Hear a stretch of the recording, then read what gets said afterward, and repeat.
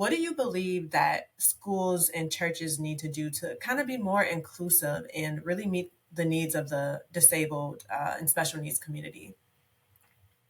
So I think it comes down to, first of all, it's awareness, right?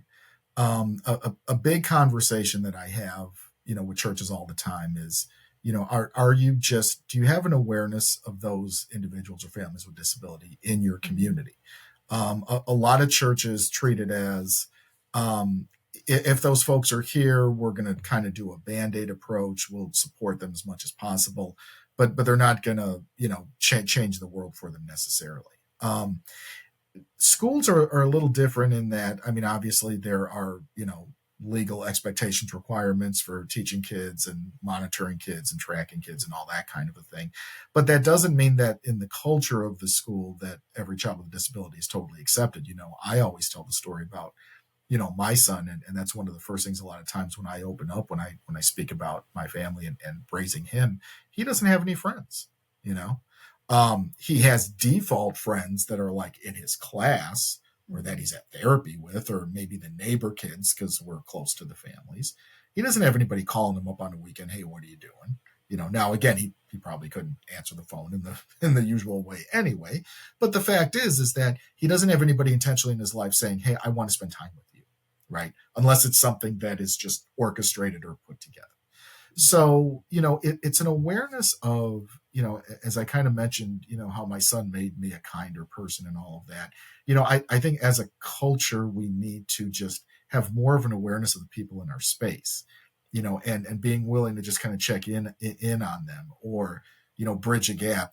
I know for my son's mom and myself, one of the things that we used to do to really help my son in school is we would do awareness talks. So we would actually do this at his school and also at our church Sunday school. So we would go like in the school into the mainstream room where, he would go for like specials or maybe part of the day. And we would talk to them and be like, hey, you know what? This is Chris. This is all the stuff Chris likes to do. Maybe some of you guys like the same stuff. Here's the thing. Chris is going to behave a little bit differently maybe. He's not going to communicate the same way you guys do. These are ways you can connect with him. These are, ways you could be his friend. These are, things that you guys can do together. And same thing in Sunday school kind of thing. So at least there was a gap bridge, not just who is that kid and why is he over there doing this or why is he with that person? Oh, it's Chris. Okay. We all know Chris. Awesome. Great. Whatever, that type of thing. Those little things can really go a long way. And then likewise with churches, again, the struggle is that one, it's to identify that they need to do anything at all. Right. And so, from a Johnny and Friends perspective, we always start out with, scripture as our foundation, right? Why, our Johnny and Friends whole mission statement is based on, we call it the Luke 14 mandate, which is the parable of the rich man who threw a party, nobody came. Go out into the streets, into the alleys, bring in, the blind and the lame and the crippled so that my table may be full. The idea here is that everybody has a place at the table, right? And a lot of times churches may have the kind of, perspective of, well, when they come to the door, we'll figure it out. Okay, well, a lot of times they can come to the door and get turned away, not necessarily that a church is saying we don't want you, but that's the feeling they get. That's the experience people have. If they're not embraced or if they don't feel like people are really listening to them or supporting or wanting to care about them, well, they're just not going to keep coming. So the conversation I have with them is, it's awareness. But then, and it actually goes back to a conversation I had recently talking about inclusion, right? Because a lot of people say, well, we need to have more inclusive environments. And I say, sure, but here's the thing about inclusion.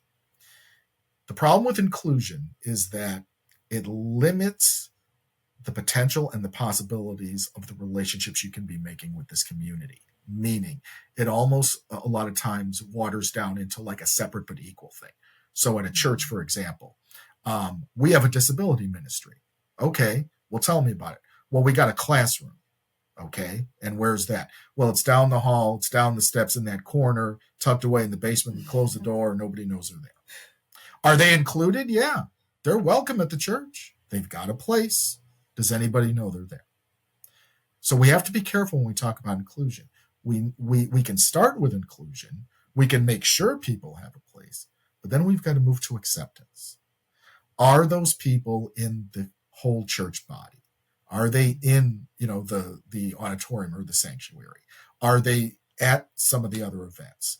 Or, and again, this is kind of at the end of these developmental stages that we train churches on, when you get to a place of not just acceptance, but what we call co-laboring, meaning these individuals are now actually giving back to the church themselves, which blows most people away, because the expectation is, and it's really based on this idea of ableism, which is, well, we have to always be taking care of them. Well, they may need some help, other people don't. That's true.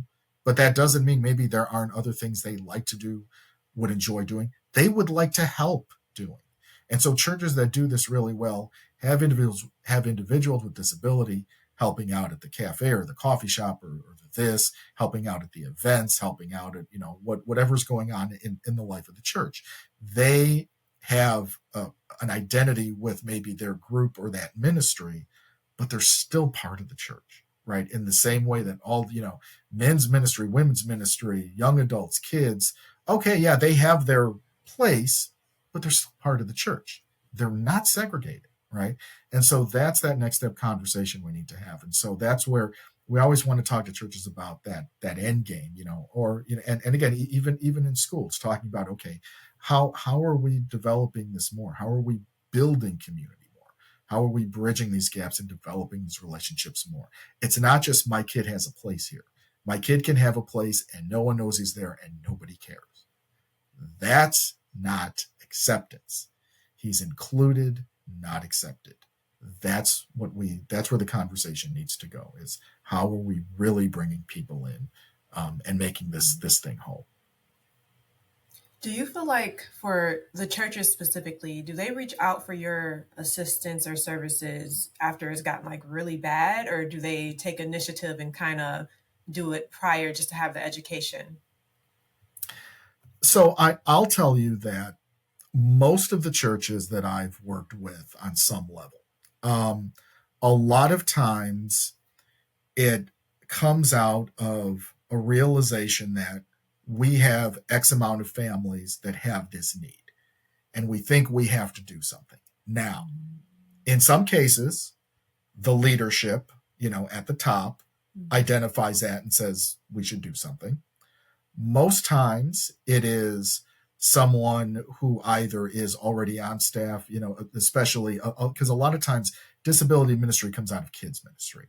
And the reason why is because a lot of times if you have young children who need a buddy, or they need something accommodated, or, some other support, sensory, whatever, you have to tweak that. And then maybe that person says, you know what, I think we need to build an extra program, build a different program. Maybe we need to add something. Okay, great. Or sometimes it's a parent. Sometimes it's a parent that advocates for that, right? Most churches don't just decide, hey, we should do something for special needs, unless there are enough families with a voice in that church and staff that's kind of letting leadership know, or in some cases where churches, and there are churches I know that actually have been founded, with a disability focus in mind, but that's usually because the pastor, whoever founds the church, has disability in their family, right? Mm-hmm. So one of these dynamics that I see too, unfortunately, is a lot of times with churches, you get what I refer to as the anointed one, meaning there is someone who catches the vision for disability ministry or special needs, and they're the ones who put in the time, put in the effort, put in the work, get the volunteers, get it all set up, everything. But then let's say there's a life change. So that person who started it, okay, husband got a job out of state, or they're retiring, or they're moving, or something happened, they're leaving the church. A lot of times that ministry then folds because that person who was the impetus is now gone. Now, that doesn't happen in every case, but in a lot of cases it does. And so what I'm always talking to churches about when we first have a dialogue is, listen, I can train your staff, I can train your buddies, I can train your volunteers, whatever. I need to start by training your leaders so they can have a vision for this, so that if whoever you tag to lead this thing decides they're not doing it anymore because they left or whatever happened, that it's not just going to go away. Because many times the thing will just fold, or it'll turn into At one church I'm thinking of where they had a very dynamic ministry, and that person that led it transitioned out. And now basically it's a sensory room that has kind of turned into like daycare. Well, Mhm. those kids just go to that sensory room and they do whatever, and then volunteers are sitting on their phones. That's not a like I wouldn't want that for my typical kid, right? Mhm. I mean, really. So this is where we have to look at, okay, if this was kids ministry and the kids ministry leader left, you wouldn't say no more kids ministry.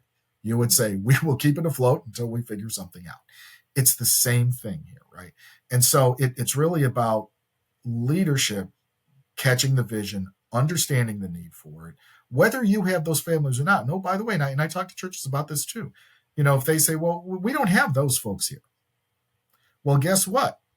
1 in 5 people in the world have a disability, and the World Health Organization qualifies as people with disabilities as the largest minority in the world. I didn't say it, they did. So don't tell me you don't have these folks here.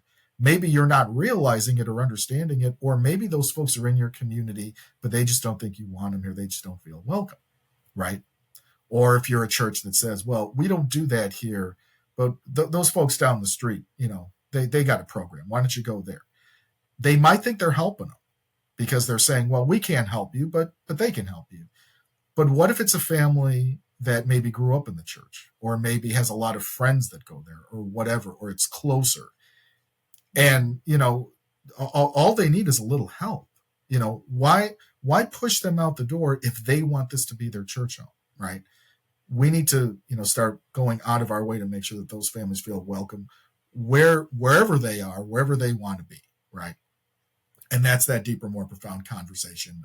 And again, also leading back into this idea of, it's not just about inclusion, it's about acceptance. If you're going to welcome a family, and you welcome them in all the way, and what does that look like for each family? There are definitely ways to do it, but again, it has to be a commitment from the top. That's so good. Do you have I guess, like a word of encouragement for maybe a single parent who's having to raise their child with special needs or a disability, like all by themselves? What words of encouragement can you share? Yeah, and I've walked that road too. I got divorced. Well, we got separated at the end of 2019. I had been divorced for a little over 4 years, until I got remarried actually just this year. So what I'll say is this: divorce is hard. Whether you have disability, kids with a disability, typical, whatever combination that is. Um, one advice that I gave, and I remember that I actually did this. I did a video thing on it when COVID came out. So what was interesting for me was that I got divorced right about the time COVID started. And so that really added an interesting layer to things, because it wasn't just, okay, now I'm divorced and I'm living in a different place and I have my son. I don't see my son every day, kind of a thing. But now there's the COVID thing. So now there's, not that I couldn't see him, but there's restrictions on what you can do and what you can do with him, and all this kind of stuff. So as I was transitioning, out of the marriage, and the divorce was being finalized, and now all this stuff is going on, when I was asked basically a similar question, I remember I came up with what I call 3 C's, right? So my 3 C's are communication, coordination, and compassion. And I think this specifically, it applied to COVID, but it really, I think, can apply to especially a situation where you've got a divorced family, single parents, that type of thing. The first thing is communication, right? Now, I'll say this: I realize in the case of me and my son's mom, we get along fine now. Everything is great. There's no acrimony or anything like that. In the beginning, it was a little rough, kind of a thing, but we sorted it out. I realized legitimately that there are probably people listening who are single parents who, the other parent has nothing to do with the kids. They don't want them doing anything. Would rather they didn't have anything to do with them. I understand that. But in those cases where you have to have that dialogue, communication is key. When COVID hit, I remember, the day before everything got locked down, at least in Illinois, and it was right about the time of like St. Patrick's Day. It was a Sunday night, and I was dropping my son off at his mom's, And no sooner did I start driving away that on the radio, the Illinois governor said, okay, as of tomorrow, all the restaurants, bars, coffee shops, everything's shut down. Now, why that is a problem for families like ours is we have kids who are used to getting specific food from specific places and going to specific places. And now, if all of that is closed, what do you do? Right. And they're not understanding why, and they don't care. Just where's my, Yeah. what's the problem here? So, it was a matter of me. I got on the phone right away and I said, hey, listen, just so you know, I just heard this. Um, think about making a plan, for him if, we need to coordinate that somehow, but whatever we need to do, just let me know. Okay. So and that's just one example, but again, it's keeping lines of communication open, and again, uh, no one is asking you to be best friends with your ex-spouse, but, we still need to be respectful and demonstrate that. And then coordination, right? Going back to my point about the calendar. Um, Make sure that you're working together as a team to make sure that that calendar is balanced. It looks different now because you each have your own lives. Yes, your child is with you on certain days, but coordinate with them, understand maybe what's coming up in, if your spouse has something going on a personal side. Not that you need to get all into their personal business either way, but if it supports them maybe to take your child an extra day, or maybe if there's some difference in your schedule, make sure that you're coordinating that well and balancing it out. I think that we've done a great job with that, where, hey, listen, can you take them a couple extra days because of this? No problem. And you know what, I have a thing coming up next month, if you wouldn't mind, no problem, right? But again, work as a team and have that balance. And again, with the awareness, going back to my point about the calendar, like if you have like your self-care day, well, this is my day to go do whatever. Okay, I just can't say, well, now you're not doing that anymore, right? Yeah, especially when you're divorced. So you've got to work together to say, okay, well, listen, I know I had this on the calendar. What can we do? And if we can't change it, I understand. We'll figure it out, right? Kind of a thing. In the early days, we did have a couple of moments where it was, okay, these are the days I have him. And as it turned out, his mom, I think, was sick herself, or he had been sick. So she just had a lot on her plate. And, something came up in her communication. And I said, look, I get you're frustrated, but this is what we agreed to. If we need to change it, we can talk about it. But, I'm not trying to take advantage of anything because this is what we agreed to. Right. Mm-hmm. So it is what it is. So just make sure that you have that in their clear communication, coordination. But the last one, that very important one, is compassion. Meaning, as hard as it is sometimes to love your ex-spouse, as hard as it is sometimes to be in a relationship with someone you are not in the same relationship with, can you also have respect and compassion for them? And especially coming out of COVID, where life was getting so squeezed. And I remember, as I was kind of processing this, when I came up with this at the time, one of the things that I also came to the realization of is, how do I want to be remembered? How do I want to have shown up in my son's life, in this new dynamic, whatever it is? How do I want to remember myself acting? Am I acting like truly a person of faith? Am I demonstrating that faith in my actions and in my communication? Or am I being, angry, self-focused, belligerent? How am I showing up? Right. And having compassion for the other person, knowing, what, they're going to have bad days with him too, maybe, or maybe there are days when maybe they don't have all the energy in the world. No, by the way, we're doing this as single parents now, kind of a thing. Sometimes we maybe have some extra help in the house, but that's not a guarantee. So having those three C's, I think, really help to reflect on, what can help in some of those dynamics and some of those engagements. Again, I don't claim to be an expert on it, because I know that it looks different for everybody. Not everything will work for everyone, and I realize that there are probably some dynamics with an ex-spouse or with a child's parent where it's really bad, and legitimately you need to have a boundary because there might be safety issues or whatever's going on. But as much as possible, if you have that good relationship, kind of work those three C's to really help make sure that, again, it's also best for your kid, right? Creating that best environment for your child. I also can put my ego to the side a little bit to say, okay, if it's for him, if it's the best for him, we'll figure it out. Thank you so much for those practical steps. Really, truly, I know that that's going to help somebody to be able to, coexist and co-parent successfully, even in the hardest time. So, thank you for that. My last question for you, John, is: can you share a Bible verse or like any scripture you want that's really kept you going, kept you encouraged? So, it's kind of funny how these things come to you, but I guess what I'll say is, so I was not always a believer, right? I actually accepted Christ, right around that challenging time in my life over 10 years ago. So I've been a believer for probably 12 years.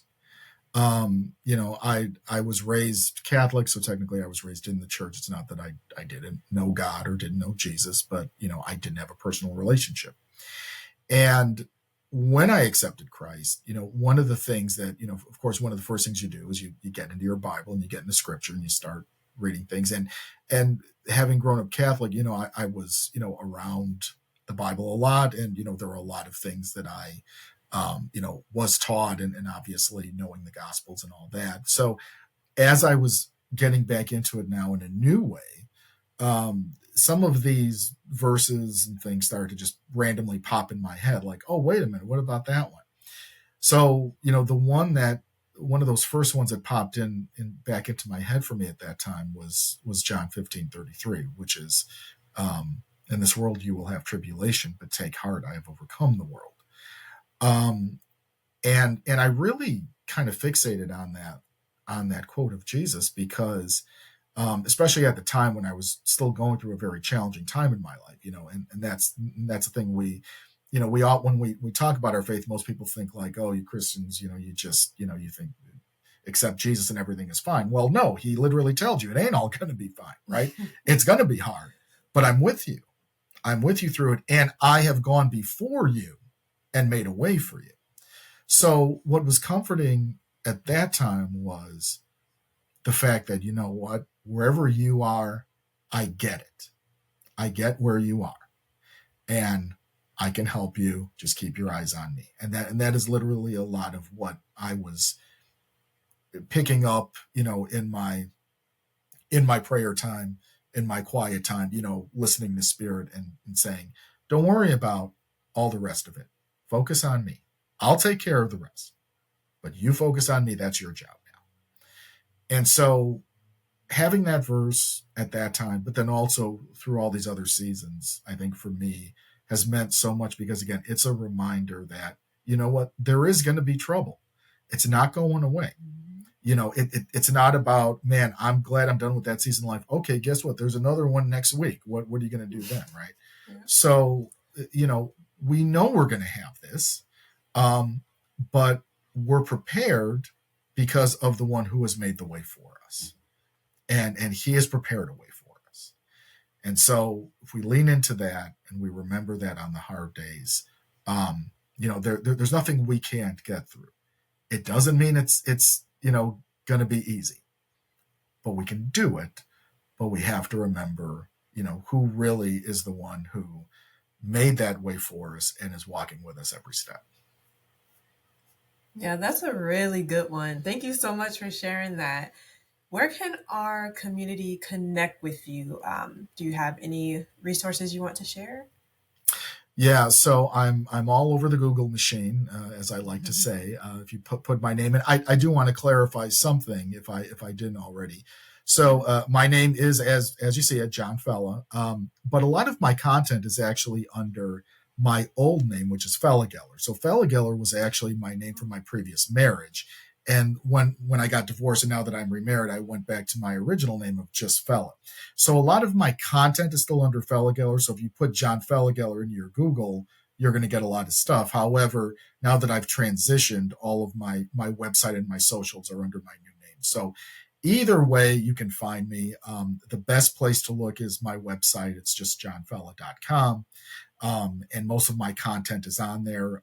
although because I'm always producing new content and my friend who's my webmaster can't always keep up, I tell people go to my social. So, you can find me on Facebook. I actually have a blog page on Facebook. It's John Special Needs blog. So just John Special Needs blog on Facebook, or you can always just, find my personal account there.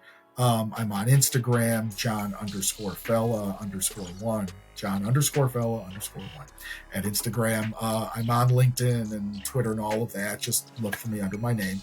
And again, through most of the stuff, again, is going to be on my website, but otherwise there may be some other content. If you look under my last name, you can probably find some different things there too. All right, perfect. And I will make sure I include all your details below in the description and in the show notes. And to our community, thank you so much for tuning into this episode. Please share this with a parent that you believe needs it, and I will see you in the next one. Bye.